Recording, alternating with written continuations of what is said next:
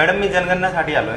हो तीच का जी 1 एप्रिल पासून चालू झाली आहे? हो मॅडम, तुमच्या घरामध्ये किती लोक आहे? मी धरून 6 लोक. मॅडम तुमच्या घरामध्ये टॉयलेट आहे का? Yes of course. ओके, तुमचं आधार कार्ड आणि पॅन कार्ड नंबर सांगा. SANJ 2005 and Aadhaar number 11256900. Okay madam, झालं. फक्त तुमच्या मोबाईलवरती एक OTP येईल, ते सांगा. एक मिनिट, कसला OTP देते? काही नाही, जनगणनेसाठी आलेत. झाले सर्व, फक्त OTP राहिला. OTP कशासाठी पाहिजे तुम्हाला? सर तुम्ही सरकारी कामामध्ये अडचण आणू नका. कोणतं सरकारी काम आणि कुठल्या जनगणनेमध्ये OTP लागतो? तुला माहिती नाही का जनगणना करताना कुठल्याही प्रकारचं OTP लागत नाही, ना कुठल्या प्रकारची बँक डिटेल्स लागते, ना कोणाचं आधार कार्ड आणि पॅन कार्ड मागायचं असतं. सर याबद्दल तुम्हाला काही जास्त माहिती नाहीये. अच्छा, मला माहित नाहीये का? तुझं नाव सांग, तुझी पोलीस आणि सायबर क्राईम मध्ये कंप्लेंटच करतो. Sir sorry.